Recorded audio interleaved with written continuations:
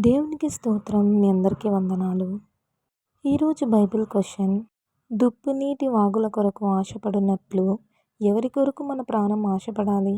ఏ లోకం కొరకు, బి ధనము కొరకు, సి దేవుని కొరకు, డి మనుషుల కొరకు? తెలిసిన వాళ్ళు కామెంట్ చేయండి. ఇలా రోజు మనము కామెంట్ చేయడం ద్వారా ఎన్నో బైబిల్ వాక్యాలు తెలుసుకుంటాం. Time start now. 1 2 3. జవాబు దేవుని కొరకు. కీర్తనల గ్రంథం 42వ అధ్యాయం 1వ వచనంలో, దుప్పి నీటి వాగుల కొరకు ఆశపడినట్లు దేవా నీ కొరకు నా ప్రాణం ఆశపడుచున్నది అని దావీదు గారు అంటున్నారు. దుప్పి తన దాహం తీర్చుకోవడం కోసం ఎంతలా ప్రయత్నిస్తుందంటే తన ప్రాణాన్ని పణంగా పెట్టేంత. ఎండమావులనే నీటి మడుగులుగా భ్రమించి ఆశతో ఎంతో దూరం ప్రయాణిస్తుంది. కానీ దాని ఆశలు అడియాశలు అయిపోయినప్పటికీ నీటి మడుగులు చేరే వరకు దాని ఆశ చావదు.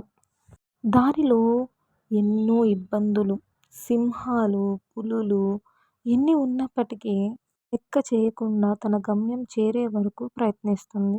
ఆ నీటి మడుగులు చేరుకున్న తర్వాత ఇంతవరకు పడిన అలసట, ఆయాసం అంతా తేలిపోయి ఆనందంతో కేరింతలు కొడుతుంది. అలాగే ఒక క్రైస్తవ విశ్వాసి కూడా ఎండమావుల్లాగా ఉన్నాయి. ఎన్నో శ్రమలు, ఇబ్బందులు, హృదయ భారముతో ఎంత సంపాదించినా వృద్ధిలో రాకపోవడము, ఎడారిలో బీడు భూములుగా ఉన్న జీవితాలను దేవుడు నీటి మడుగులుగా చేస్తానని వాగ్దానం చేస్తున్నాడు ఈ వాక్యం ద్వారా.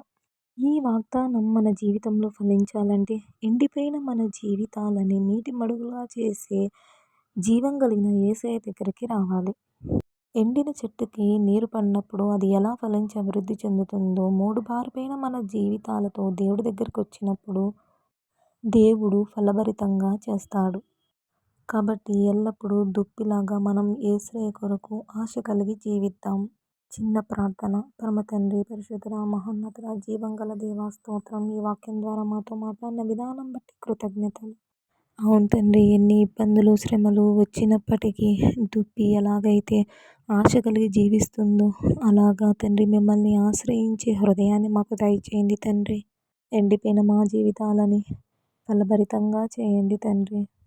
ఇంకా ఎంతమంది రక్షణ పొందలో రక్షణ దయచేయండి. అప్పుల సమస్యల్లో, కోర్టు సమస్యలలో, ఇబ్బందుల్లో ఉన్న వాళ్ళకి సహాయం దయచేయండి ప్రభా. ఈ వాక్యం ప్రతి ఒక్కరి హృదయంలో ఫలించి అభివృద్ధి చెందడానికి సహాయం దయచేయండి. ఈ చిన్ని ప్రార్థన యేసుక్రీస్తు పరిశుద్ధ నామములో అడిగి వేడుకుంటున్నాను తండ్రి. ఆమేన్.